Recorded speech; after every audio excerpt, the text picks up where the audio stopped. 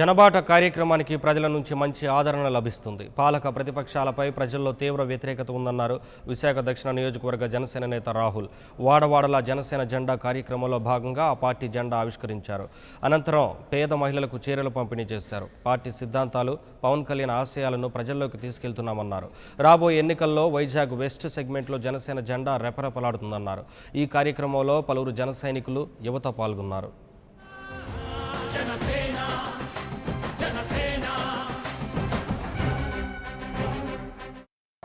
నమస్తే అండి, నేను రాహుల్ కొరగంజి, జనసేన పార్టీ దక్షిణ నియోజకవర్గం. ఈరోజు మా అధ్యక్షులు శ్రీ పవన్ కళ్యాణ్ గారి ఆదేశాల మేరకు గత 4 నెలలుగా మేము ఈ దక్షిణ నియోజకవర్గంలో ఉన్న 14 వార్డుల్లో గల ప్రతి వాడలోని జనసేన జెండా ఆవిష్కరణ కార్యక్రమం చేయడం జరిగిందండి. అదేవిధంగా జనబాట కార్యక్రమం కూడా చేయడం జరిగింది. అదే ఈరోజు మన 29వ వార్డు కొబ్బరి తోట దగ్గర గల ఆటో స్టాండ్ దగ్గర కొత్తగా నూతనంగా మన జనసేన పార్టీ యొక్క జెండాని ఆవిష్కరించడం జరిగిందండి.